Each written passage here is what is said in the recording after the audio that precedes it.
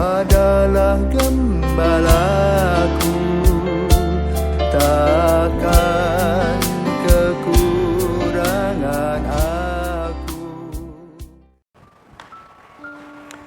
Saudara-saudari terkasih, selamat pagi. Salam jumpa lagi dalam Sabda Siap Saji Selasa 30 Maret 2021. Hari Selasa dalam Pekan Suci. Mari kita berdoa dalam nama Bapa, Putra, dan Roh Kudus. Amin. Bapa yang penuh kasih, ada peribahasa mengatakan tak kenal maka tak sayang. Hari ini kami mendengar dari Injil bagaimana kata sayang berubah menjadi sebuah kebencian. Dialami oleh Yesus, murid yang dikasihi menjualnya. Demikian pula murid yang dikasihi yang akan diberi tanggung jawab menyangkalnya. Walaupun saat ini berkobar-kobar seolah-olah menjadi pahlawan, tetapi menjadi pahlawan kesiangan. Kami sedang melaksanakan hal ini Bapa. Heboh seolah-olah aku pahlawan, tetapi ternyata aku adalah pahlawan kesiangan, hanya pencari nama dan kepentingan sendiri dan mengorbankan orang lain. Maka kami mohon berkat pengampunan-Mu Tuhan agar kami tidak melakukan hal itu lagi. Dan biarlah kami bercermin dari Injil yang akan kami dengarkan pada hari ini. Demi Kristus Putra-Mu dan pengantara kami kini dan sepanjang masa. Amin. Tuhan bersamamu dan bersama roh-Mu. Inilah Injil Yesus Kristus menurut Yohanes. Dimuliakanlah Tuhan. Di dalam perjamuan Paskah dengan murid-muridnya, Yesus sangat terharu lalu bersaksi, "Aku berkata kepadamu, sesungguhnya seorang di antara kamu akan menyerahkan aku." Murid-murid itu memandang seorang kepada yang lain. Mereka bertanya-tanya, siapa yang dimaksudkannya? Seorang di antara murid-murid Yesus, yaitu murid yang dikasihinya, bersandar dekat kepadanya di sebelah kanannya. Kepada murid itu Simon Petrus memberi isyarat dan berkata, "Tanyakanlah siapa yang dimaksudkannya."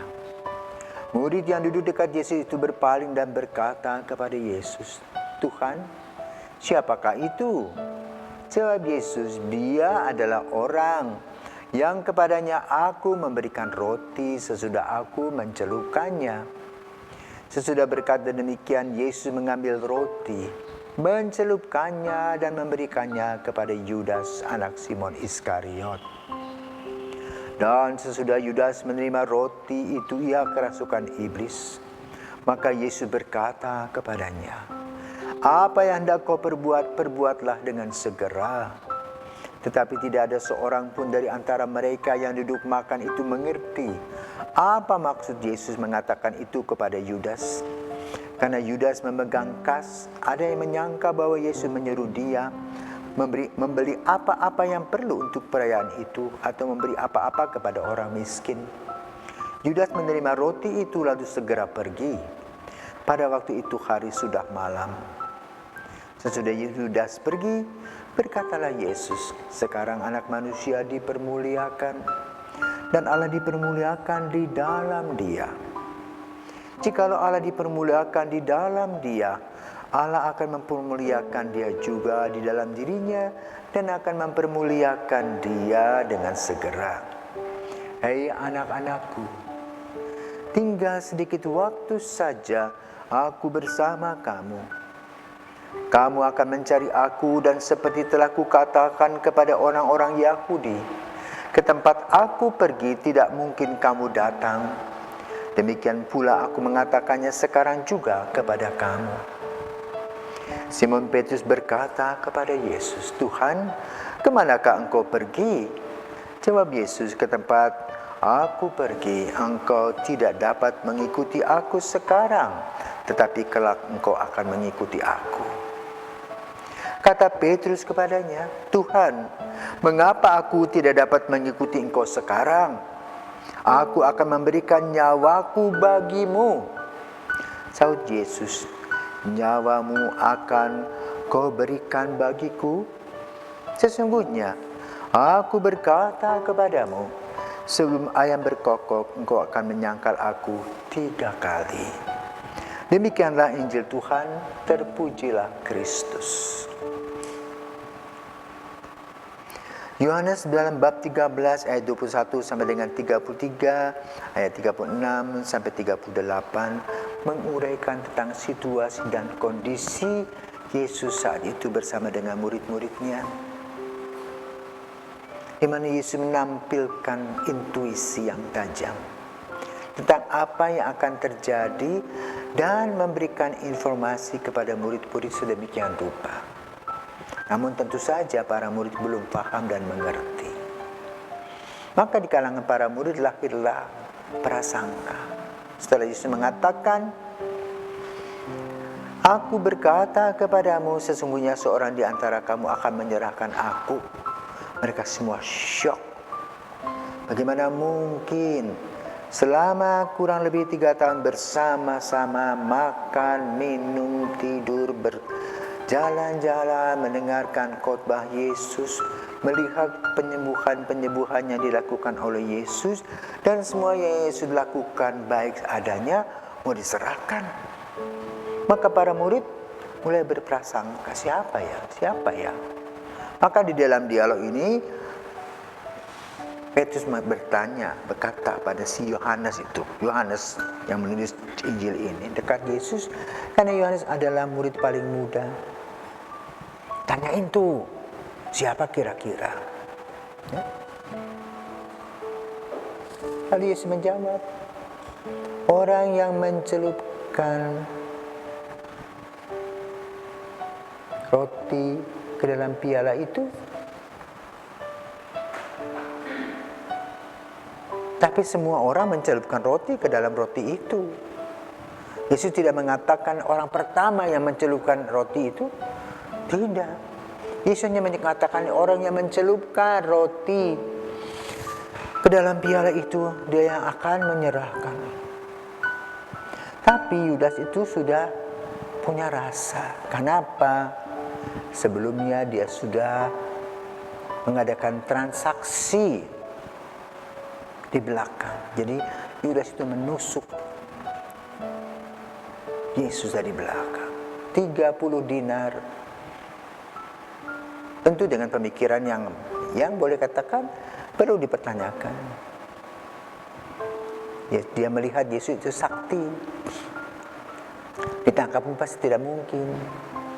Tapi nanti dalam perkembangan selanjutnya barulah Yudas menyesal. Tapi Yesus mulai menguraikan tentang apa yang akan terjadi. Setelah dia menguraikan apa yang akan terjadi dan juga menegur Petrus, dikatakan, "Oh gaya sekali kamu ini. Sebelum ayam berkokok, engkau sudah menyangkal aku 3 kali." Petrus pun enggak ngeh saat itu, enggak ngerti apa yang dikatakan oleh Yesus. Tapi kemudian Yesus setelah mengungkapkan semuanya, menyatakan dengan jelas, sekarang anak manusia dipermuliakan dan Allah dipermuliakan di dalam dia. Di sini Yesus menggambarkan relasi saling dukung-mendukung antara Bapa dan dirinya dalam kasih yang tidak terbatas. Kenapa? Dengan mengatakan itu ia siap untuk melaksanakan tugas-tugasnya. Yang dia tahu adalah melalui penderitaan, menerima risiko yang dihadapi. Itulah konsekuensinya. Maka di dalam bacaan pada hari ini, kita diajak untuk melihat kedalaman diri kita. Pertama, kita tahu bahwa Tuhan mengasihi kita. Yudas tahu bahwa dia juga dikasihi Yesus. Tetapi rupanya ada rasa iri hati terhadap beberapa orang, misalnya kepada Petrus dan sebagainya. Nah, itu iri hati itu membahayakan. Dari cinta jadi benci. Manis di belakang, ya. Manis di depan, pahit di belakang. jual, menusuk. Dan itu mentalitas kita. Itu namanya mentalitas hamba. Kalau tidak diberi, menuntut. Yang kedua, di dalam refleksi ini kita diajak bagaimana Yesus punya kebijaksanaan.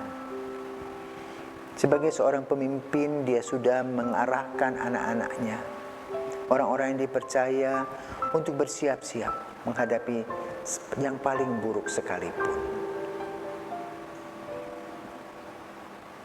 Yang ketiga, dia juga konsekuen akan menghadapi masalah itu. Dia tidak akan lari dari kenyataan. Pencerahan demi pencerahan sudah dilakukan. Demikian pula dalam kehidupan kita. Kita sudah dipermandikan, ya. Bahkan kita juga sudah menjadi seorang orang yang cukup dewasa, sudah karisma. Sudah membaca kitab suci, sudah berdoa di setiap hari. Kemudian juga pada sebelum COVID, tiap hari kita mengadakan ekaristi. Pertanyaannya, apakah perilaku kita seperti Yudas Iskariot? Manis di depan, pahit di belakang. Mengkhianati cinta, bilang cinta kepada suami atau istri, punya selingkuhan. Itu menusuk hati itu.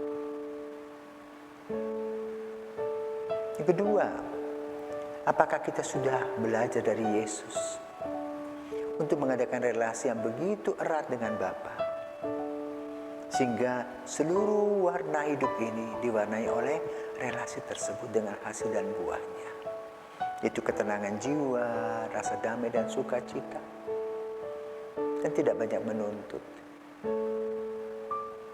Yang ketiga, kita bertanya, apakah kita juga seperti Petrus yang sok jago? Apa dikatakan Petrus? Tuhan, mengapa aku tidak dapat mengikuti Engkau sekarang? Aku akan memberikan nyawaku. Ngomong kosong. Lari dia. Kita pun sama bilang Kristen, tapi perilaku kita tidak Kristen, tidak Katolik. Kita punya tugas-tugas yang mulia yang Tuhan berikan, tidak kita lakukan. Hanya lip service saja. Jauh dari apa yang diharapkan. Inilah refleksi pekan suci kita. Sehingga dengan demikian, kita boleh merasakan betapa sulitnya hati Yesus saat itu. Dan kesulitan itu masih tetap sekarang terjadi karena perilaku kita. Maka mari kita bertobat. Kami berobat kepada Yesus dalam pekan suci ini. Sehingga yang kita rencanakan adalah bahwa kita mau memperbaiki diri. Mohon kerahiman Tuhan atas kekurangan dan kelalaian kita dalam sakramen tobat. Semoga kita diberkati.